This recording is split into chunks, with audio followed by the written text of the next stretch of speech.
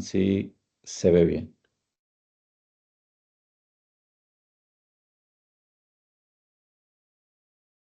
Sí, se ve muy bien. Perfecto, gracias. Bien, bueno, la idea que me invitaron a conversar con ustedes es sobre educación médica en la era de la inteligencia artificial.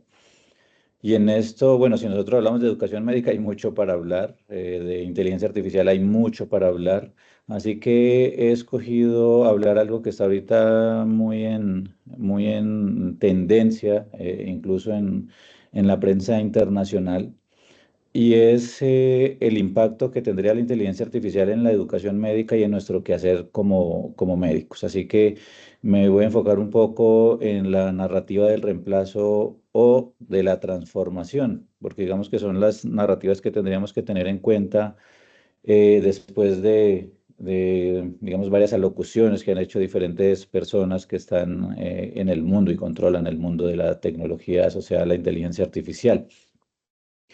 No tengo ningún conflicto de interés con lo que voy a plantear, si bien acá en la universidad y en mi grupo estamos investigando sobre inteligencia artificial y estamos teniendo algunos desarrollos, pues no hay ningún conflicto de interés. Mencionarles, bueno, yo soy colombiano, pero vivo en Chile. Esta es mi universidad. Si algún día pueden venir por acá o se hace algún intercambio, alguna cuestión, pues encantados. Tenemos cuatro sedes en cuatro de las ciudades principales de Chile, todas muy bonitas. Bien, ¿qué motiva que escojan esto de las narrativas de si vamos a transformarnos o definitivamente hay un reemplazo inminente de nuestros puestos de trabajo, tanto como médicos como educadores? Eso es una cuestión muy de fondo, digamos que no son solo cuestiones tecnológicas, sino que tienen un componente profundo social y, por supuesto, económico. Hace poco, Jimmy Fallon, bueno, imagino lo conocen, tiene un show muy taquillero en los Estados Unidos y invitó a Bill Gates, todos conocemos a Bill Gates, el fundador de Microsoft, y hace unos comentarios que, les digo, ha salido en la prensa internacional de alto impacto, y es que predice que en 10 años los médicos y los maestros seremos reemplazados por la inteligencia artificial. Y bueno, digo seremos porque yo hago las dos cosas, como médico y como maestro, y muy seguramente algunos de ustedes también.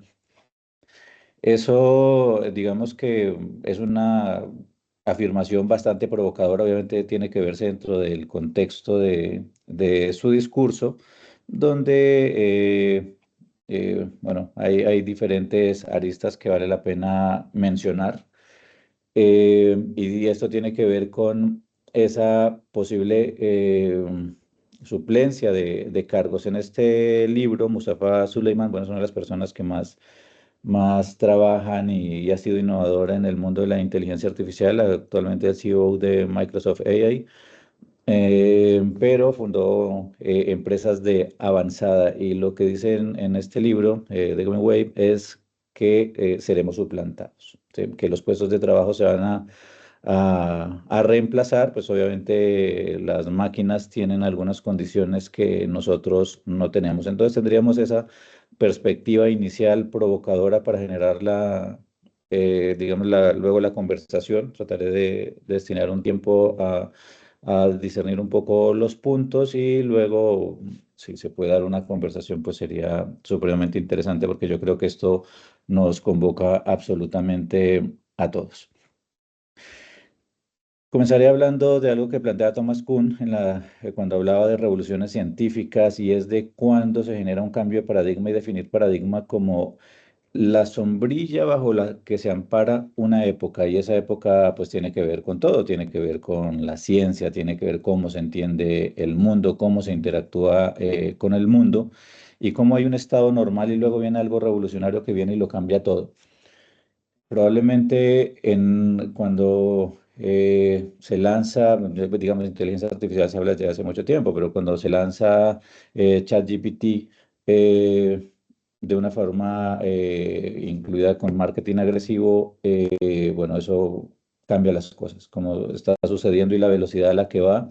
y la falta de regulación probablemente cambie las cosas. Así que nosotros podríamos decir que estaríamos enfrentándonos a un cambio de paradigma. Si nosotros hablamos de educación, tres paradigmas hemos reconocido, muy seguramente, y los más mayores hemos sido educados con todos estos tres: el conductismo, muy centrado en la enseñanza, centrada en el profesor, que es el que sabe, y el estudiante es pasivo y tiene que cambiar su conducta; el cognitivismo, que fue un poco más balanceado; y luego el constructivismo, ya más centrado en el aprendiz, más que en el enseñante, que probablemente en lo que hacemos, digamos, yo me dedico mucho a la simulación clínica avanzada, y esto se centra más en el constructivismo. Sin embargo, una teoría que tendrá más o menos unos 15 años con fuerza, ha venido a cobrar mucho más impulso con el advenimiento ya masivo de las inteligencias artificiales. Entonces, el conectivismo que propone ya no el conocimiento centrado en personas, sino centrado en conexiones, nodos y redes, como algo diferente, donde ya no es el cómo lo incorporo yo a mi memoria, sino cómo utilizo estructuras externas donde pudiese estar el conocimiento y cómo utilizo ese conocimiento para mi práctica. Así que el aprendizaje más centrado en la gestión de la información es lo que tiene que ver con el conectivismo. Así que ya la literatura hoy en día, incluso la literatura que está enfocada a inteligencia artificial, lo propone ya como un nuevo paradigma en el que tendríamos nosotros que definir la época en la que vivimos. En la educación médica, digamos que ha sido cambiante, si bien hay cuestiones que permanecen relativamente estables. Si nosotros comparamos finales del siglo XIX, comienzos del siglo XX, y cómo hemos ido avanzando nosotros, pues obviamente ha habido un cambio gigantesco. Digamos, nada más decir el informe de Flexner, pues sí que cambió muchas cosas y cambió la forma en que educamos nos educaron y educamos a las futuras generaciones de médicos, pero también en cómo la experiencia era necesaria. Y luego hemos ido evolucionando, pasando de una formación centrada en hospitales, luego centrada en universidades, luego ambientes académicos, y actualmente en ecosistemas. Entonces, la educación basada en ecosistemas, y dentro de esos ecosistemas tenemos que tener muchas cuestiones en consideración, sabiendo que desde la modelación el aprendizaje no es lineal. Podríamos decir que es como un vórtice ascendente, con entradas y salidas, es decir, con recurrencias, retrocesos y estabilización. Entonces, en ese entendido estaría hoy en general la educación en ciencias de la salud, pero bueno, hoy hablaremos de una parte de la educación en ciencias de la salud, que es la educación médica en particular. Cuando nosotros hablamos de formación médica, digamos que tendríamos que buscar algunas cualidades en los médicos que estamos formando, y esto es una discusión aparte de, según la sociedad en la que vivamos, según el país, el contexto en el que estemos, cuál sería el propósito de formar médicos y con qué características quisiéramos nosotros que fueran los médicos. Es un pensamiento que tienen, yo creo que todos los países y todas las sociedades médicas. Lámina que estoy mostrando tiene que ver precisamente con algunas cualidades que se esperaría que tuviésemos, ¿no? Un médico como el sanador, el aliado del paciente, que podamos trabajar en equipo. Digamos que la medicina donde hay un súper especialista que lo sabe todo y los demás simplemente son pasivos u obedecen, eso yo creo que ya no es un discurso válido, y menos en la actualidad. Así que el trabajo en equipo para la seguridad del paciente, teniendo centrado a la persona, el en ella, es en lo que estamos. La capacidad de ser gerentes y de mantener un liderazgo, ojalá un liderazgo transformacional. La posibilidad de aprender, pero también de enseñar, y no solo enseñar a los pacientes, sino enseñar a nuevas generaciones. Defensor de la salud de las personas y de nosotros mismos, y obviamente como innovador. Entonces ahí nosotros en esta discusión que estamos hablando de narrativas de transformación o de suplencia, tendría mucho sentido acá. Así que dentro de estas características hay varias cosas que uno tendría que tener en cuenta y que tiene que tenerse en cuenta dentro de todo el campo de la educación médica, ¿no? Y de qué habilidades tenemos que desarrollar, qué tipo de conductas serían las esperadas, pero también en nuestras como enseñantes y como facilitadores del aprendizaje. A la educación en general, a la educación médica en particular, pues no le son ajenos los cambios que se han dado con las revoluciones tecnológicas. Nosotros podríamos decir que eh, claras hay cuatro revoluciones industriales. Digamos, la primera a finales del siglo XVIII, cuando tenemos ya la industrialización en Europa, donde comienzan a haber plantas y todo el impacto que esto generó en los puestos de trabajo, cómo se migró de tener potencia animal a tener potencia mecánica, etcétera. Luego viene la electricidad y las líneas de producción, la incorporación de microprocesadores, más o menos por allá por los años 80, y en la cuarta revolución industrial, que es en la que nosotros estamos. Si nosotros vemos la evolución tecnológica, la podemos ver en el día a día. Bueno, yo creo que habrán visto que existieron películas blanco y negro, cine mudo, y ahora la inmersión que tenemos dentro de las películas, incluido, digamos que cuestiones de movimiento, sonidos, etcétera, ápticos, la evolución es asombrosa. Las comunicaciones, la telefonía, también el cambio pues ha sido dramático. Sin embargo, en la educación en general, y eso obviamente también nos implica a nosotros, la educación sigue siendo muy decimonónica. Es decir, del siglo XIX, fíjense donde están los estudiantes sentados en sus pupitres, hay un profesor que es el que tiene el conocimiento, y bueno, actualmente en el siglo XXI seguimos haciendo lo mismo. Las personas siguen formando de la misma manera un profesor que habla y los demás pasivos. Es decir, esto que estamos haciendo nosotros acá pues estamos utilizando una interfaz, sí, mediada por tecnología de la información y la comunicación, pero sigue siendo muy expositiva de la misma manera. Se entiende que para poder estar aquí juntos, pues es necesario. Pero digamos que en cuanto a logro de aprendizaje, es claro que si el estudiante no genera un enganche cognitivo, el, el aprendizaje es muchísimo menor. Y si el estudiante no logra entrar en un proceso reflexivo, no logra dominar estrategias metacognitivas, es decir, que no piensa sobre su pensamiento y se puede autorregular su aprendizaje, pues la verdad que el aprendizaje no es muy bueno. Hoy en día tenemos pantallas interactivas en las salas de clase, pero seguimos exactamente como estábamos en el siglo XIX. Entonces, ¿qué es lo que propone la revolución industrial? La revolución industrial 4.0 es donde utilizamos tecnologías como la impresión 3D, el Internet de las cosas, la robótica, el Big Data, la simulación en todo sentido, no solo la simulación clínica, y por supuesto la inteligencia artificial. Bueno, en estos dos últimos campos serán los que centraré el discurso que viene a continuación. Cuando nosotros hablamos de inteligencia artificial, pues la verdad es que el concepto no es nuevo, es de mediados del siglo pasado, pero lo que se ha buscado es emular la inteligencia humana y buscar que las máquinas hagan cosas sin a lo que haría la inteligencia humana. Es decir, la inteligencia artificial, en términos sencillos, es la representación de la inteligencia humana o la simulación de la inteligencia humana. Esto obviamente está delimitado dentro de ciertos campos, pero campos que cada vez están permeando a todas las áreas de la producción, a todas las áreas donde el humano tendría que tener o ha tenido tradicionalmente algo que ver, algún impacto. Así que el buscar que estas máquinas puedan hacer tareas y tareas cognitivas similares a las que hace la inteligencia humana, pues es lo que persigue este campo.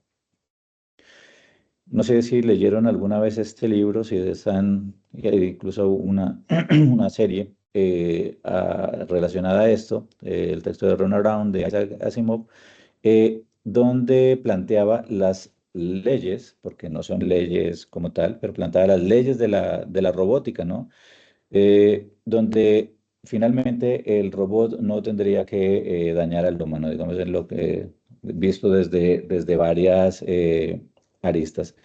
Eh, pero realmente esto es fantasía, ¿no? Esas leyes de la robótica, pues sí, la gente que se dedica a inteligencia artificial ha leído todo esto y etcétera, pero en realidad lo que necesitamos es normativas, marcos de responsabilidad, regulaciones, y esto tiene que ver mucho con el ejercicio de nosotros, el ejercicio médico, la responsabilidad médico-legal, ¿no? Cómo cada país, región, puede generar marcos regulatorios de cómo se va a dar la inteligencia artificial.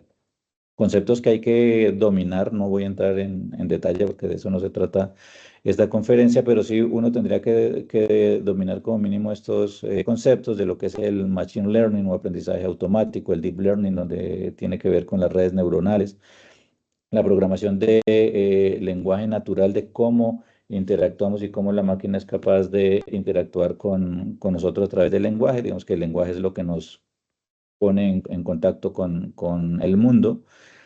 Los grandes modelos de lenguaje y la inteligencia generativa, eso como marcos generales, ¿no? Yo creo que todos, y más con el trend que hubo el fin de semana de uso de inteligencia artificial para generar imágenes, bueno, yo creo que todo el mundo conoce la inteligencia generativa.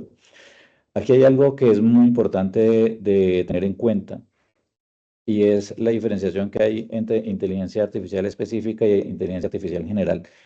Te digo que hay que tener en cuenta porque probablemente se esté avanzando mucho hacia la inteligencia artificial general y ahí es donde vienen algunos problemas. Todos hemos interactuado con inteligencia artificial desde el chatbot que tiene el banco, no sé, que hacemos alguna pregunta o cuando utilizamos algún sistema de audio o en el mismo móvil, el reloj inteligente, etcétera. La IA específica, entonces lo que busca, como su nombre dice, específico, algo, es decir, está diseñada para algo concreto. Y nosotros en el mundo médico, pues ya la estamos incluso utilizando, por ejemplo, en imágenes diagnósticas. Hace unos 10 años, cuando yo vivía en Colombia, hicimos con la universidad un software para detectar nervio periférico para hacer bloqueos a través de Machine Learning. Digamos que eso hoy en día ya es muy frecuente, los asistentes virtuales que tenemos, la personalización de los asistentes, etcétera. La IA general, ahí es donde está la cuestión, dice que, o sea, lo que propone esta fórmula de inteligencia artificial general es que sea una inteligencia igualita a la nuestra, que pueda hacer todo lo que nosotros hacemos y mejor al nivel de los humanos que tienen mayor capacidad intelectual o de desarrollo. Entonces, ahí es donde muchos desarrolladores y gobiernos ponen bueno, ahí es donde tendríamos que tener nosotros cuidado y tendrían que haber marcos de regulación más firmes. Si nosotros vamos al ejercicio médico, y es una de las cuestiones que se nos tiene que enseñar, digamos que todo nos tenemos, la educación médica debe estar adaptada a los contextos y a los tiempos, a los contextos locales, regionales y a los contextos de temporalidad y del paradigma en el que se vive. Por ejemplo, algo que yo creo que ya es muy común, cuando yo era estudiante de medicina, pues a mí no me enseñaron nada de ultrasonido, por ejemplo. Pero hoy en día es impensable que uno egrese a un estudiante de medicina que no sepa las cuestiones básicas de ultrasonido, porque finalmente, lo que hacemos al explorar es abrir ventanas para entender el interior del paciente. Así que incluso en los libros de semiología ya aparece. Entonces, eso va cambiando, pero estamos ahora hablando de otra tecnología, una tecnología que fue disruptiva y que va a una velocidad imparable y que parece no tener un techo, por lo menos por ahora. Hay una carrera global hacia el desarrollo. Un problema que nosotros tenemos, y yo digo cuando era estudiante, revisar esas historias clínicas tan largas, a veces uno omitía cosas, se le pasó algo por alto, y no porque uno quisiera, sino porque era grandes volúmenes, poco tiempo. Hoy en día, entonces, el procesamiento del lenguaje natural para salud, o sea, para atención sanitaria, ya existe, ¿no? En esta revisión ya se publicaban 71 sistemas, pero en realidad hoy hay muchos más. Acá en Chile ya en algunas clínicas se han implementado sistemas para revisar la historia clínica y extraer datos por seguridad del paciente. Entonces, esos sistemas lo que hace es revisa el texto, hace extracción, lo procesa, lo analiza y luego nos da un texto con lo específico. Así que en la atención sanitaria tiene muchísimas implicaciones para nosotros en terapia intensiva. Por ejemplo, la prevención de nosocomial es bastante alta para prevenir posibles complicaciones. Entonces, sistemas de detección inteligentes, eso hoy en día es una realidad, que decir en imágenes diagnósticas, tomografía, resonancia, etcétera. Entonces, tenemos eso ya en el mundo diario. ¿Por qué? Porque estos modelos lo que hacen es tener una capacidad muy alta en corto tiempo de extraer datos y hacer predicciones, ¿no? Y al hacer predicciones más tempranas, podríamos tratar más eficientemente a nuestros pacientes. La carga laboral que nosotros tenemos por cuestiones administrativas también podría verse disminuida, ¿cierto? Entonces, eso es una realidad. Sin embargo, hay riesgos, muchos riesgos para dónde va la información, cómo queda protegida la información, quién está alimentando estos modelos, etcétera. Y por supuesto, hay un temor supremamente grande que es real de el temor a ser reemplazados por la IA, pero también está la falta de formación de las personas. Si nosotros vamos a los objetivos de desarrollo sostenible, en varios tendría impacto la inteligencia artificial. Uno de los grandes riesgos, y tiene que ver con la disparidad que hay entre el norte global y el sur global en cuanto al acceso tecnológico y a la educación, pues no son un problema menor, y menos con el desarrollo tan rápido, tan vertiginoso que están teniendo actualmente los diferentes modelos de inteligencia artificial. Si uno se va hacia el pasado, cuando las calculadoras llegaron y dijeron, no, los estudiantes se van a embrutecer y no van a poder hacer las cosas y los profesores nos vamos a quedar sin trabajo, los de matemáticas, bueno, ahorita cuando se lanza el ChatGPT, pues más o menos ha pasado lo mismo, pero se ha ido acrecentando ese riesgo en función de las narrativas pues, de personalidades eh, asociadas a la tecnología, ¿no? Y el riesgo que tiene las tecnocracias. Eh, yo creo que bueno, van a ver algunos QR si quieren descargar el escrito, el artículo, pero este para mí es supremamente importante porque ya es una visión de qué vamos a hacer y cómo se debe avanzar hacia marcos regulatorios en inteligencia artificial y educación en general, que tiene, por supuesto, que ver con la educación médica. Eh, y es que hay, digamos que altas implicaciones de la inteligencia artificial para nosotros en cuanto a la formación. La podríamos concretar en tres aspectos, pero probablemente hay muchos aspectos más. En cuanto al proceso de enseñanza-aprendizaje, la probabilidad de generar un aprendizaje personalizado y adaptativo, porque no todos aprendemos al mismo ritmo ni aprendemos de la misma manera. Entonces, los tutores inteligentes eso es algo que ya existe. En China ya hay escuelas donde los niños, sobre todo en zonas rurales, tienen tutores que es una inteligencia artificial. La incorporación de la realidad aumentada y la realidad virtual impulsada por inteligencia artificial, digamos que la realidad aumentada y la virtual inmersiva, incluso la mixta, tienen algunas limitaciones, pero la potencia de la inteligencia artificial es precisamente poder medir lo que hacemos y darnos una retroalimentación que nuestro ojo no es capaz de más de ver. Digamos que algo luego para la profundización sería verlo de tecnologías de IA que digamos que hay diversas y cómo se reúnen para formar un conjunto como un aplicativo de IA específico. Los chatbots que se utilizan, ¿no? Hay un estudio reciente que dice que los estudiantes de medicina, el 45, 44 punto algo por ciento, utilizan algún tipo de inteligencia artificial generativa, como chatbots, para estudiar. Eso tiene tanto de largo como de ancho, porque obviamente sí hay muchos riesgos en cuanto a la información que puede generar la inteligencia artificial dependiendo de la que estamos nosotros utilizando. Pero la utilizamos para diferentes cuestiones. Digamos que se puede construir pacientes simulados virtuales, se pueden generar casos, etcétera, que son bastante lógicos y funcionan bien. Para la evaluación, por supuesto, digamos que nosotros podemos tener muchísimos sesgos. Probablemente una máquina pueda hacer un análisis exhaustivo en un tiempo corto y luego vincularlo tanto lo cualitativo y lo cuantitativo para generar una evaluación completa. Entonces, ese análisis es algo que a nosotros nos tarda un tiempo y esa automatización probablemente tenga sentido. Y en cuanto a investigación, bueno, el análisis de datos o sea, es gigantesco lo que puede mover, analizar, que nosotros nos tardaríamos años haciéndolo. Entonces, obviamente tiene potencias que nosotros no tenemos y esto es lo que va a ir cambiando y va a ir generando, digamos, transformación en cómo vamos haciendo las cosas.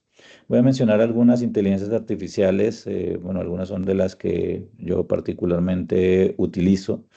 Gemini, DeepSeek, que es bueno, la nueva IA china, que vino a competir contra las otras y que demostró que se utilizaba muchísimo menos dinero, muchísima menos energía para generar el entrenamiento con un rendimiento, la verdad que está bastante bueno. ChatGPT, bueno, Gemini es la IA de Google y ChatGPT pues la de OpenAI. ¿Qué es importante para estas inteligencias generativas? Bueno, la introducción, la instrucción, la orientación que le damos de qué es lo que queremos, el prompt. Tiene que ser muy específico en qué contexto lo queremos, cuál es el lenguaje que utilizamos, pero cuál es el lenguaje que queremos de vuelta. La objetividad del prompt tiene que ser bastante alta y obviamente la seguridad de la información. No podemos estar poniendo cualquier información en esto que va a ir a, digamos que a ser del dominio de los desarrolladores. Y en otras probablemente queda a nivel público, porque se está hablando ahorita de cómo la inteligencia artificial en la próxima década va a ser de acceso libre, de muy buena calidad, de acceso libre. Entonces, eso es supremamente importante y hay que enseñarle a los estudiantes a hacer un buen prompt. Bueno, la generación de imágenes, cada vez la calidad es mayor. Obviamente esto tiene riesgos de suplantación, etcétera. Todas estas cuestiones de mal utilizadas para delinquir, etcétera. Pero digamos que para una presentación, para algo, puede estar bastante buena utilizarla. Eh, bueno, esto es parte del tren del fin de semana y ahí está una de las cuestiones que hay que discutir y bueno, ¿y cuál es el impacto que tiene la inteligencia artificial con el planeta? Porque el consumo energético es abismal, la huella de carbono pues es bastante alta, obviamente el consumo de agua que se utiliza para enfriar los servidores, obviamente el agua no es que se destruya, se transforma, pero se utiliza. Entonces ahí es donde hay discusiones de cuál es el impacto. Sin embargo, hay trabajos que apuntan a que en el futuro las inteligencias artificiales van a ser las que definan un cambio de rumbo de, el cambio climático hacia mejor, ¿no? La generación de imágenes, presentaciones, etcétera, algo que nos sirve mucho como estudiantes, como médicos, como investigadores, es herramientas que nos pueden acelerar el procesamiento de datos. Antes, bueno, cuando hice mi tesis doctoral la tuve que hacer a mano y sacaba todo y luego irlo pasando a una hoja de cálculo y luego tener que ir a procesarlo y la parte cualitativa tener que sacar uno y ir haciendo el análisis temático, etcétera. Hoy en día, pues obviamente hay estas herramientas, por ejemplo, yo utilicé Atlas T, pero era engorroso de utilizar para el análisis cualitativo. Hoy en día viene impulsada por inteligencia artificial y eso lo hace supremamente rápido. Entonces, hay varias herramientas. una que estoy utilizando últimamente, me ha gustado mucho, es esta, el Notebook LM, que es de Google. Es una herramienta donde, porque digamos que el sesgo de la información que podemos obtener de una inteligencia artificial generativa, la posibilidad de alucinaciones, incluso que nos saque referencias bibliográficas que no existen, es muy alta. Por eso digamos que algo que se tiene que enseñar es el pensamiento crítico a los estudiantes. Acá en esta herramienta lo que uno hace es subir, digamos, está haciendo un marco conceptual sobre carga cognitiva, así que subo documentos que quiero revisar y aquí interactuando con la IA, digamos que funciona, parte funciona como un chatbot, otras partes los prompts ya están incorporados, así que nos permite extraer los datos y luego tenemos que hacer una revisión crítica y de hecho acá lo dice. Puede ofrecer respuestas inexactas. Eso es lo que pasa con la inteligencia artificial, por lo menos hoy en día todavía, porque depende de los datos de entrada que tenga. Pero esto, digamos que es mucho más preciso, lo he utilizado y me ha gustado bastante. Eh, en lo que yo hago en simulación clínica, bueno, tiene muchísimas utilidades, lo estamos cada vez incorporando mucho más. Obviamente la simulación es la representación de la realidad y a veces el grado de verosimilitud no es tan alto. Probablemente la inteligencia artificial nos pueda aportar para esto. Se ha estado trabajando mucho para entrenamiento clínico quirúrgico, sobre todo, digamos, quirúrgico en cuanto a la precisión de los movimientos, poder dar un feedback muchísimo más específico, la incorporación ahora con cirugías de mínima invasión, con cirugía robótica, desde la simulación es bastante impresionante. Entonces, la creación de estos algoritmos, que obviamente esto viene creado por inteligencia humana desde la necesidad que uno tiene, ha generado muchísimos desarrollos. La retroalimentación en tiempo real de maniobras sencillas, como pudiese ser las compresiones torácicas, cuestión que es esencial para asegurar que haya todo el tiempo perfusión durante un intento de reanimación, es muy alta. Entonces, para esto lo utilizamos para ver precisión manual. eh, la hemos utilizado con los estudiantes luego de simulación para, desde su percepción, luego del debriefing, cuando estén en un momento eh, tranquilo, puedan pedir retroalimentación desde un ejercicio metacognitivo. Entonces, para eso también lo utilizamos bastante bien. Estos días salió un trabajo de un grupo japonés de cómo lo estaban utilizando para enseñar ética médica, ¿no? Que es, bueno, llama harto la atención, pero la verdad como lo utilizaron fue bastante interesante. Entonces yo creo que esto tiene que ver más desde nuestra parte, desde cómo enseñamos a reflexionar sobre la información, a cómo tener pensamiento crítico, de cómo de tiempo y cómo ese tiempo se lo dedicamos más nosotros a los estudiantes. Los estudiantes en realidad están contentos con la inteligencia artificial, los estudiantes de medicina. Sin embargo, sí queda en el ambiente esto de ser suplantados por la IA en el futuro, por supuesto. Así que eso tiene pro y tiene contras y ahí es donde tenemos nosotros que ver la discusión. Probablemente nosotros no vamos a ser programadores de IA. No, bueno, yo soy un nivel básico de programación, pero aquí mi ingeniero mecatrónico es el que programa porque es el experto en ello. Entonces ahí es donde tiene que darse un poco la discusión, ¿no? Como profesores, bueno, ¿cómo nos va la cuestión a nosotros como profesores? No sé si los que están aquí en el auditorio que sean profes, les ha pasado esto, que hay que pasar un informe, hay que subir notas, hay que hacer eso, hay que hacer lo otro, hay que entrar a miles de reuniones. Bueno, pues la inteligencia artificial también desde la enseñanza nos puede ayudar a nosotros bastante, digamos que hacer el resumen, bueno, el de este aplicativo, el del Teams, la verdad la transcripción no es muy buena. Pero de otras plataformas, yo utilizo Zoom, no tengo conflicto de interés, funciona y es supremamente exacta. Entonces, esto nos ayuda a ahorrar tiempo, la automatización de tareas que sean susceptibles de ser automatizadas. Ahí yo creo que es donde tenemos nosotros que avanzar. Es decir, la inteligencia artificial es como un copiloto, ¿no? De hecho, Copilot fue el nombre que le dio Microsoft a su IA. Entonces, la reflexión de la educación médica, yo creo que tiene que pasar por acá, de cómo nos percibimos, cuál es nuestra identidad como docentes, como educadores, maestros, instructores, bueno, dependiendo lo que nosotros hagamos en el día a día y cómo nos vemos nosotros incorporados con las inteligencias artificiales y digamos cuál será nuestro trabajo ahí. Así que para cerrar esta partecita, este apartado, ya yo creo que ¿qué es lo que tiene que hacer la universidad? Bueno, pues tiene que crear una capacidad interna docente, esto no lo digo yo, lo dice la UNESCO. Hay que crear una capacidad interna de profesores que dominen las herramientas y que puedan enseñar las herramientas. Hay que tener políticas claras en las instituciones de cómo se va a utilizar, digamos, bueno, hace unos meses estuve, bueno, en algún país de América Latina y alguno de los profesores que tenía un cargo directivo dijo, bueno, en mi universidad la vamos a prohibir. Mm, Eso no se puede hacer, o sea, no, digo, no se puede hacer literal ni porque uno quiera.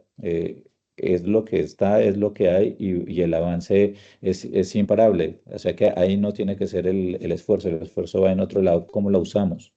Así que hay que fomentar la alfabetización digital, sin duda alguna.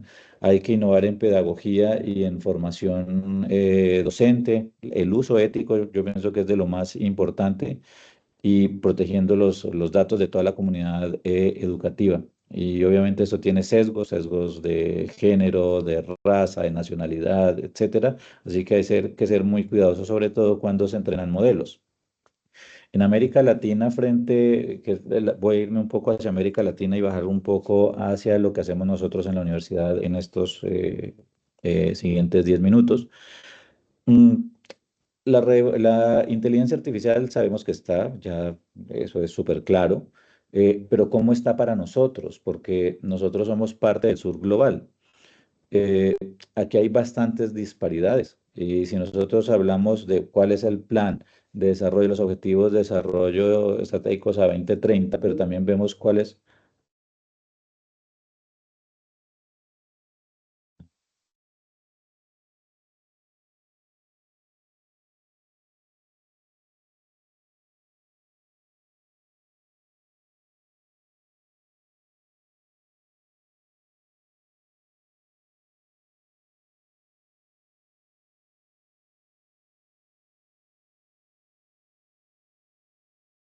Pero esperemos un momento que el doctor se vuelva a conectar. Al parecer hubo un problema con la presentación, pero démosle unos minutos para que pueda volver a ingresar.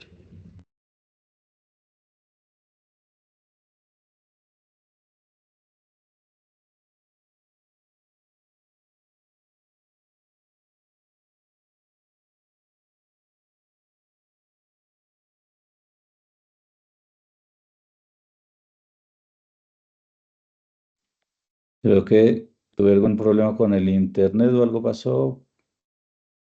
Voy a volver a compartir. Sí, doctor, acá estábamos esperándolo, no se preocupe. Ya, perdón, busco la presentación. Aquí está. Bueno, esos son los riesgos de la tecnología. Me dices, Ángela, por favor, si Lo vivimos todos los días. Nos pasa continuamente, no se preocupe. Sí, se está viendo bien. perfecto, gracias. Bueno, hablaba que la disparidad, por ejemplo, de lo que se espera a 2030 del Producto Interno Bruto a partir de inteligencia artificial es 3 veces más en Estados Unidos y en general en el norte global. Así que ahí ya vamos teniendo un riesgo.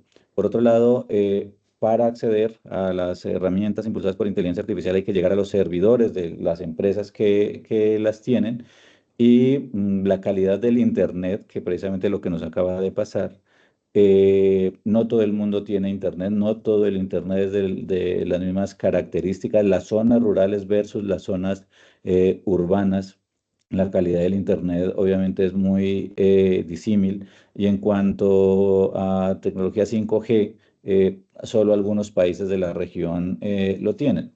Y si nosotros decimos que esto es una herramienta tecnológica y para llegar a esta tecnología que tiene que ver mucho con el lenguaje y tiene que ver con las matemáticas, pues no nos va muy bien en las pruebas PISA. Y si nosotros hablamos que la automatización se plantea que va a crecer hacia un 35-45% al 2030, bueno, pues ahí hay problemas. O sea que diría uno, lo que propone Bill Gates tiene algún sentido, ¿no? ¿Qué estamos haciendo en la región? Bueno, acá en Chile, el Centro Nacional de Inteligencia Artificial, el CNE, ha promovido un proyecto que se llama la TAM GPT o la TAM GPT. Este es un proyecto que nace acá y la idea es crear un modelo de IA generativa muy similar a los otros que están en el mercado, digo, Gemini, DeepSeek, ChatGPT, etcétera. En esto no solo está trabajando Chile, están trabajando varios países, sobre todo instituciones de países, más que países como tal. El marco regulatorio que se está generando aquí en Chile está siendo potente. Este proyecto se lanza ahora en junio. Y lo que se plantea actualmente es que está al nivel de lo que era ChatGPT 3.5, entonces bastante robusto.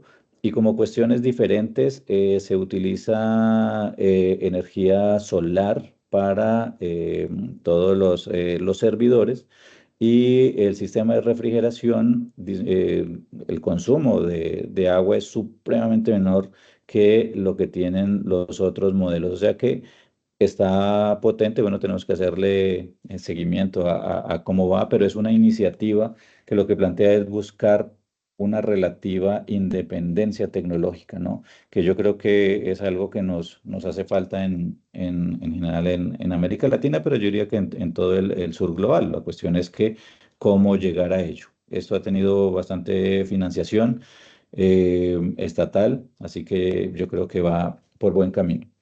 En cuanto a los profesores, bueno, nosotros con algunas instituciones de Colombia, aquí en la universidad, queríamos ver en educación basada en simulación cómo estaban los profesores. Obtuvimos respuestas para ver conocimientos, prácticas, percepciones. Y la mayoría de las personas que nos contestaron eran médicos. Cada vez vemos que como los profesionales de la salud tienen un nivel mayor educativo en cuanto a ciencias de la educación, maestrías y doctorados. La mitad utiliza en sus centros inteligencia artificial, pero la gran mayoría quiere usarlos, planea usarlos. Y la cuestión es que la gran mayoría percibe que su conocimiento sobre la herramienta es bastante bajo. Hicimos un test de conocimiento de lo que con un grupo de expertos en IA se consideraba que eran los mínimos necesarios que un educador debiese tener sobre inteligencia artificial y en general están bien, menos 78% respondieron bien. Así que en términos generales de los conceptos básicos yo creo que estamos bien, pero en conceptos más complejos estamos muy mal. Así que la alfabetización tecnológica es una necesidad. Y vemos que la gran mayoría no ha recibido formación estructurada, salvo algunas personas que han hecho algún curso corto. Así que desde el modelo de aceptación tecnológica se percibe como usable y útil, así que la adopción puede ser relativamente fácil, pero el problema es que la formación es bastante baja y al temor a ser reemplazados por la IA. O sea que volvemos a esta diapositiva. ¿Será que vamos a ser reemplazados por la IA o qué es lo que vamos a hacer como profesores, como médicos? Y aquí es donde viene un nuevo concepto que, bueno, no es tan nuevo, tendrá unos 5 o 7 años, que es la revolución industrial 5.0. Es algo que no está todavía fielmente constituido, pero sí la idea, sobre todo en Europa. Y esto plantea que el humano está en la mitad y el resto de cuestiones serían de apoyo. Aquí viene la sustentabilidad, la resiliencia. En cuanto al uso de las tecnologías, entonces hablamos de una inteligencia colaborativa o una cointeligencia. ¿Qué trataría esto? Bueno, el humano aporta lo mejor de sí, como sería la intuición, el juicio contextual, nuestras experiencias, nuestro sentido formador, pedagógico, nuestros valores, la empatía.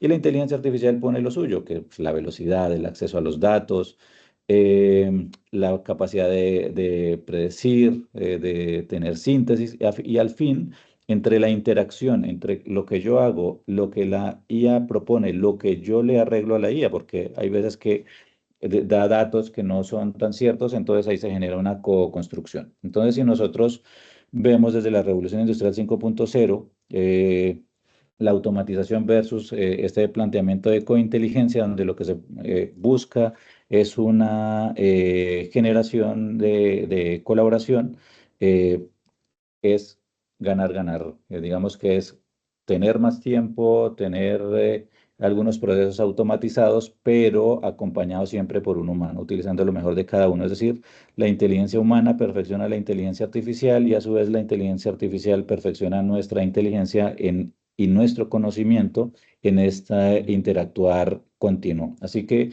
desde este punto de vista de una co-creación, o una cointeligencia o inteligencia compartida, nuestra disponibilidad de tiempo, lo que podemos nosotros escuchar más a los estudiantes, a los pacientes, lo que los podemos acompañar, la contención cuando se requiere y más en la época post-pandemia con todo lo que se generó y lograr reflexión, llegar a niveles metacognitivos, yo creo que es algo que es una oportunidad. O sea que yo lo veo desde una narrativa un poco más esperanzadora. Nosotros hacemos algo que se llama debriefing, que es una reflexión profunda post-evento, y la verdad es que a veces es muy difícil de hacerla en la práctica autónoma. Entonces, desde el design thinking, que bueno, hay varias formas, pero nosotros utilizamos esta de 5 pasos, donde empatizamos con lo que pasa, definimos el problema, generamos ideas, hacemos prototipos, fallamos rápido a través de pruebas y en esto es un continuo hasta que sacamos la versión final. Con esto nosotros desarrollamos una inteligencia artificial para hacer debriefing, es decir, un simulador de debriefing. Eso está, bueno, ya sometido a comité editorial, estamos en esas. Y la verdad es que funciona bastante bien. Hacemos un super prompt, se llama inteligencia generativa y utilizamos realidad virtual. Aquí tenemos el briefing que se le da al educador, luego ve un video de un caso clínico simulado, obviamente, y luego interactúa con estos avatares, ya están hoy en día, están mucho más bonitos, eh, interactúan y hablan con ellos en tiempo real. Es como estar hablando con otra persona porque nosotros les pusimos modelos mentales, los incorporamos dentro de cada uno de los avatares y luego nos da feedback. O sea, hace todo el proceso que haría uno en un curso de instructores. Esto es para instructores novatos para que puedan practicar de manera segura. Ya lo hemos probado con educadores de varios países y estamos ya en el estudio de usabilidad y de impacto. Bien, cerrando ya, entonces, hay muchos desafíos por venir, desafíos económicos para utilizar las soluciones impulsadas por inteligencia artificial, el costo que tiene y la dificultad que tiene el entrenamiento de los datos, todavía las alucinaciones que son muchas de las inteligencias generativas, la falta de comprensión del contexto, el riesgo de la falta de interacción humana que tiene que darse sí o sí, los sesgos sociales en cuanto al entrenamiento, las cuestiones éticas, que para mí esto es uno de los puntos más importantes y obviamente la resistencia al cambio. Así que estamos en tiempos de cambio, pero también eso es una oportunidad para reinventarnos, obviamente con todos los riesgos que existen. Entonces, como conclusión, 5 mensajitos para llevar. En la educación estamos frente a un nuevo paradigma, ¿no? El conectivismo es hoy día una realidad y esto cambia la perspectiva de mundo que hemos tenido. Es necesario que nos formemos en uso de herramientas de inteligencia artificial, bien sea para atender pacientes, bien sea para educar. El cambio no es fácil, digamos, eso está dentro de un gran, teorías, algunas de ellas complejas, no es fácil, no hay una mejor manera, sin embargo, estamos en tiempos de cambio, así que tenemos que ir avanzando y reflexionar sobre esto. Considero que el problema no es la inteligencia artificial, sino es para qué y cómo la vamos a usar. Es decir, que los marcos éticos y regulatorios es donde hay que profundizar hasta dónde se le va a permitir llegar y cómo. Y el verdadero riesgo yo creo que no es que nos reemplace, ¿cierto? Ni a los médicos ni a los maestros, sino que se nos olvide por qué la presencia humana es imprescindible. Y ahí es donde esta carrera tecnológica de múltiples empresas, que al final quedarán unas pocas como en cualquier desarrollo tecnológico, eh, llegar a tener esa contención desde los marcos regulatorios, ¿no? El humano va a seguir siendo necesario para, digamos, por lo menos en este campo. Probablemente habrán algunos campos donde vaya a ser más impactante la automatización, ¿no? Pero para nosotros yo lo veo como una ayuda. Así que, bueno, muchas gracias por estar atentos. Bueno, ahí si quieren ser amigos en LinkedIn y bueno, listo. No sé si hay alguna pregunta. Bueno, no, muchísimas gracias por esta excelente conferencia, pues eh, como siempre, siempre pues la calidad de las conferencias del doctor Diego Andrés es excelente. No sé si los profes del departamento quieran hacer algún comentario, alguna pregunta, algún aporte, especialmente los profes que han trabajado con inteligencia artificial. Sería pues muy enriquecedor que pudieran hablar. Y pues el doctor Fabián tiene alzada la mano, entonces pues mientras los otros profes quieren hablar, el profe Fabián puede contarnos. Si quiere Alejo, adelante, le cedo mi orden de presentación.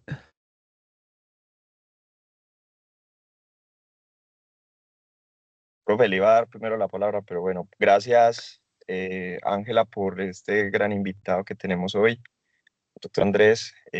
Para nosotros es un gran honor pues poder contar con su perspectiva y sobre todo por este gran aporte que nos da a nuestra universidad y a nuestro país pues con toda esta parte de formación y compartiendo su experiencia. Pues el comentario va en varios sentidos. Primero, que yo creo que el sentimiento que usted nos comparte con respecto al atraso de la educación, pues desde Chile, para nosotros es igual. Nosotros tenemos, o la percepción que tenemos es un atraso bastante grande frente a otros países y yo creo que el cambio empieza por ahí.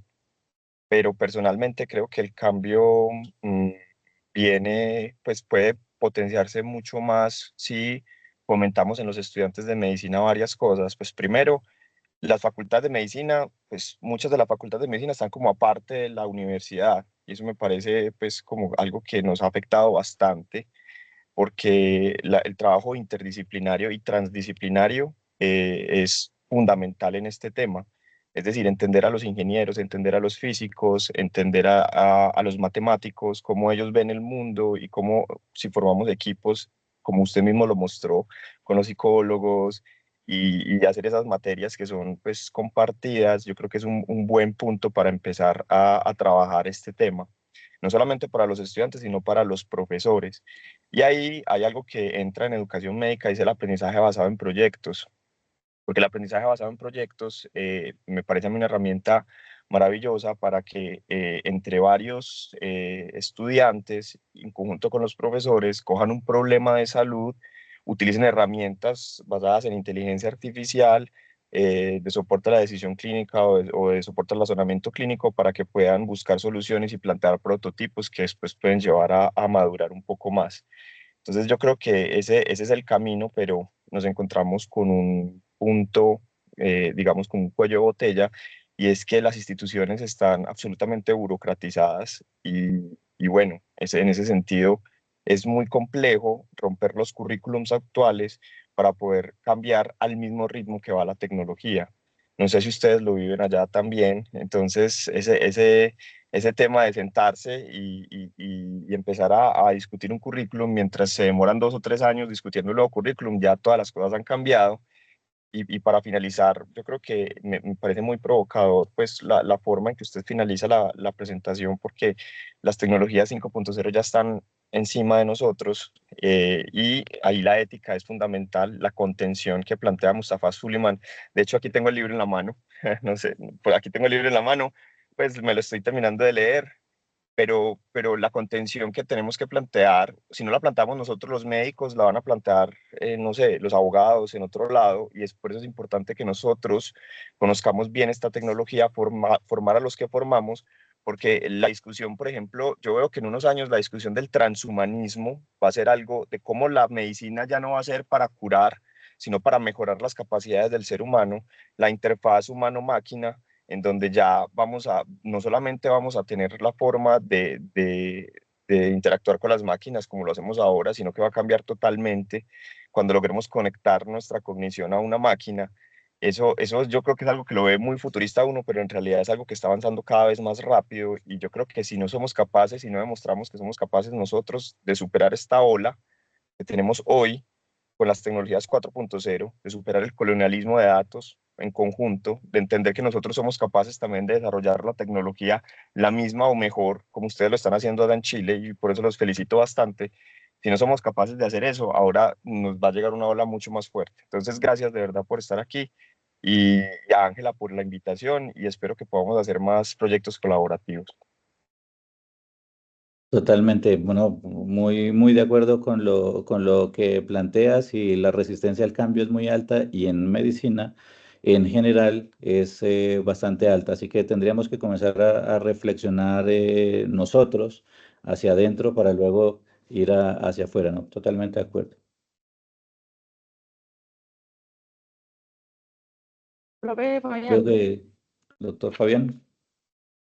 Buenos días. Muchas gracias, profesor Andrés. Esa presentación me parece muy retadora, muy ilustradora, muy bacana.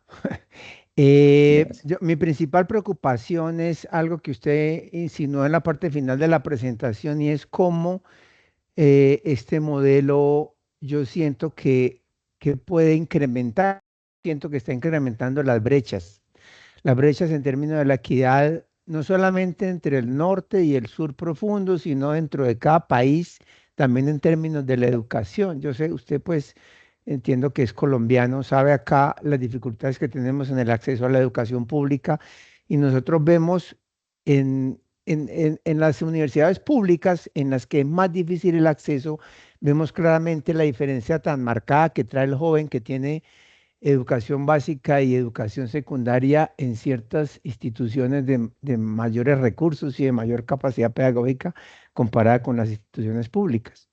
Entonces mi preocupación es que acá nos está pasando exactamente lo mismo, un avance sustancial, no solamente en la educación, sino en el conocimiento de la humanidad, es la computación cuántica, que ha cambiado el paradigma de la forma como nos aproximamos pues desde el tradicional 0-1 del código binario. En Colombia ya llegó el primer computador cuántico y ya llegó a una universidad privada. Entonces, mi preocupación más grande es que acá, independiente pues de lo que usted mencionó desde Alejo, además de nuestra mentalidad, yo pues ya estoy de salida, pero además de que necesitamos una mentalidad que nos abra el conocimiento, yo siento que los recursos nos están dificultades prácticas en términos de cómo hacemos para que estos muchachos vean el conocimiento desde esta nueva perspectiva, y lo triste es que no, pues más allá de nuestras buenas intenciones, no sé cómo podamos salvar esa brecha que me da la sensación que se nos puede magnificar desde esa perspectiva. De nuevo, muchas gracias, profesor, y adelante pues con todos estos trabajos. Muchas gracias, doctor. Bueno, yo sí, es una realidad, algo que nos pasa a nosotros. Cuando yo vine acá a Chile hicimos una transformación del modelo de educación a través de la simulación, donde pasamos de tener espacios y simuladores para que la gente entrenara a formar formalmente a los profesores de varias carreras de la salud para que fueran educadores en simulación y le hicieran seguimiento todo el tiempo a los estudiantes. Bueno, somos la universidad más grande en salud en Chile. tenemos muchísimos estudiantes. Y ahora veo la brecha que aprendieron simulación y los profesores que vienen a honorarios que no aprendieron simulación de la misma manera. Es muy diferente, eso es muy diferente y estamos hablando de la misma universidad. Y ahora hay un grupo de profesores con los que estamos impulsando y trabajando inteligencia artificial y cómo la incorporamos a la simulación y veo a los educadores que se formaron en simulación que no hacen que no tienen, digamos, conocimiento más profundo en inteligencia artificial y en su aplicación en la simulación y ya ahí hay una brecha. Entonces la brecha ahora que hay entre los que hacen simulación y utilizan inteligencia artificial versus los profesores honorarios que no hacen simulación ni saben de inteligencia artificial es muy grande dentro de una misma universidad. Ahora a nivel macro, a nivel país, pues por supuesto. Totalmente de acuerdo. ¿Y qué hacer? Bueno, yo creo que tenemos que hacer grupos de reflexión, comenzar a trabajar cómo se hace la vinculación entre lo público y lo privado, etcétera. Yo creo que por ahí va la comunicación.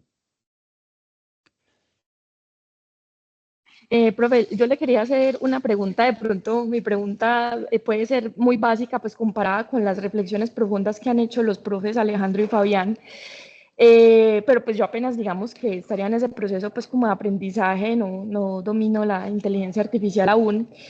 ¿Qué herramientas puede tener el profesor para delimitar que un estudiante usó la inteligencia artificial de forma reflexiva y fue, digamos, una ayuda para mejorar su trabajo versus que en realidad lo que hizo fue la inteligencia artificial para hacerle el trabajo?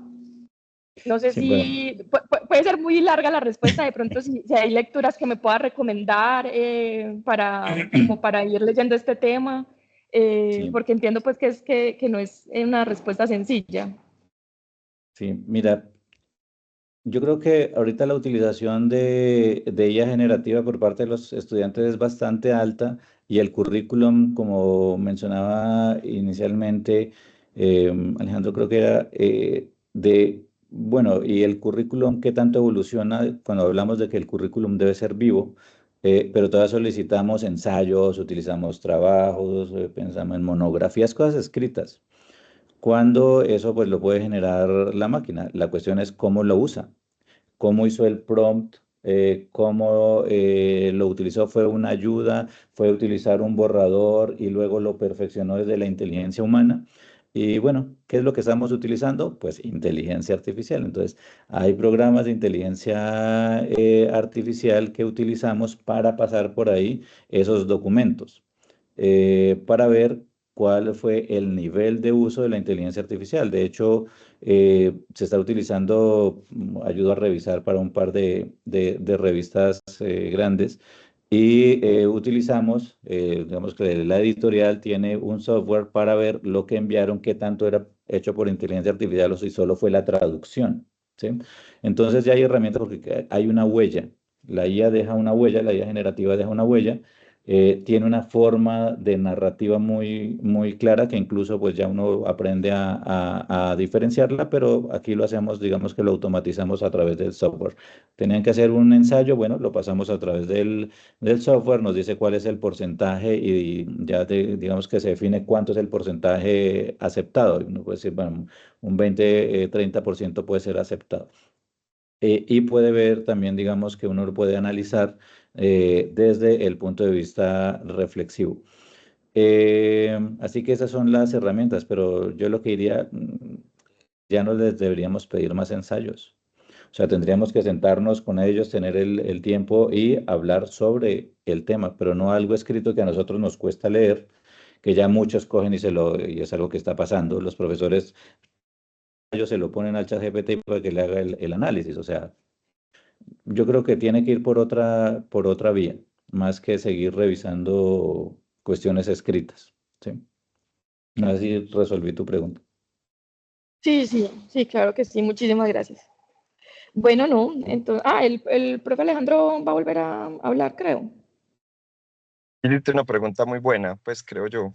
Pues es que estábamos hablando sobre este tema y encontramos, por ejemplo, que la confrontación del estudiante se vuelve cada vez más importante.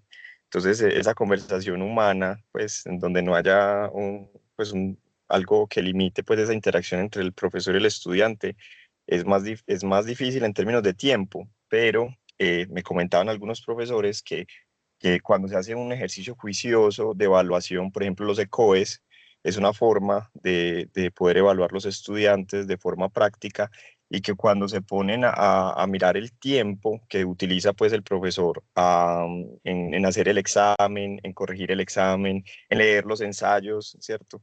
Versus sentarse con un grupo grande de estudiantes, y estos son, pues se han hecho ensayos en más de 100 estudiantes, pues el tiempo es muy similar. Lo que pasa es que ahí ya estás confrontando al estudiante de frente y entonces ahí la cosa cambia. Y otro punto importante que me hiciste acordar, Ángela, es que en educación médica nosotros, digamos que estamos muy acostumbrados a evaluar a los estudiantes sin el uso de la tecnología. Entonces, por ejemplo, lo que nosotros todos queremos up to date, todos queremos todas las revistas, pero es imposible que un internista o un especialista se sepa todo. Entonces, señalamos a nuestros estudiantes porque sacan el celular o porque buscan algún concepto, pero la verdad, lo importante, y más ahora en inteligencia artificial, es que la fuente sea correcta, que el estudiante cuando está generando, usando una IA generativa que genera un texto a partir de ciertas fuentes. Yo, por ejemplo, les enseño que miren primero las fuentes antes de leer el texto, de donde se generó. El profe mostró, por ejemplo, el notebook LM, me gusta mucho porque señala el texto de dónde sacó la fuente. Entonces yo creo que con estas olas también la forma de evaluar cambia, y totalmente de acuerdo con el profe Andrés. Toca que cambiemos la forma en que nosotros miramos la educación médica. Así es, hay que buscar un No, poquito sí, más de tiempo para interactuar con los estudiantes. Yo creo que esa parte humana es la que la tecnología, al automatizarnos a nosotros algunos procesos, nos puede dar. Y esa interacción humana es la que nos va a ayudar a que sean más humanos las próximas generaciones de médicos, bueno, estudiantes en general. Muy no, de bien. acuerdo con eso, muy de acuerdo pues con esa parte de la interacción con el estudiante, pero por ejemplo para mí sí me parece muy importante que los médicos que se gradúan sepan hacer historias clínicas. Y en esa parte pues hay digamos, como una habilidad para escribir la historia clínica, ¿cierto? Que quede bien redactada, que quede coherente, que quede completa. Y por ejemplo yo particularmente veo muchas deficiencias en eso, o sea, uno pues lee las historias clínicas y va más allá de que simplemente tengan errores de ortografía, o sea, en realidad son historias clínicas que usted la lee y usted al final no entiende por qué el paciente está hospitalizado, ni entiende cómo llegaron de pronto a un diagnóstico determinado. Tanto digamos, por datos incompletos, pero obviamente ahí sí está la parte pues, de la calidad de la anamnesis que haga el estudiante, pero por otro lado también es la dificultad para plasmar de forma escrita todo lo que el paciente le contó a uno y que es importante, ¿cierto? Veo pues como digamos, muchas falencias en ese aspecto, entonces digamos que puede que ya no sea pues como la época de pedirle al estudiante de pronto ensayos o trabajos escritos, pero el estudiante sí debe saber escribir y debe escribir bien, particularmente porque la historia clínica sigue siendo pues el documento pilar para ejercer la medicina. Sí, sí, no, totalmente de acuerdo. Bueno, hay algunas cosas en cómo va el mundo, digamos que en la redacción, por ejemplo, las herramientas impulsadas por IA de conversión de voz a texto, de texto a voz, ¿no? Y que están utilizando donde te puede dar un poco más de tiempo. Ahí hay una cosa en neurociencias del aprendizaje, por ejemplo, la vinculación mano-cerebro, ¿no? Y cómo el escribo en computadora o escribo a mano, y cómo eso va perfeccionando mi noesis, o sea, mi capacidad de fijar la idea. Eh, y bueno, hay cosas que hay que seguir haciendo y bueno, que hay que reflexionar. Pero digamos que haya procesos que pueden ser automatizados. Los digo ya no como estudiantes, sino como médicos, que necesitamos más tiempo para atender a los pacientes, ¿no? Bueno, yo creo que está bueno para la reflexión, para la discusión. Bueno, pues muy bien. Yo creo que Bueno, no, estamos, muchas Angelita. gracias.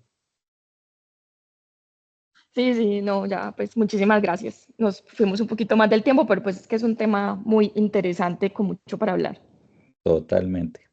Bueno, muchas gracias por la invitación, Ángela, y muchas gracias al equipo de los profesores y a todas las personas que están aquí en la sala. Y bueno, hasta una próxima oportunidad.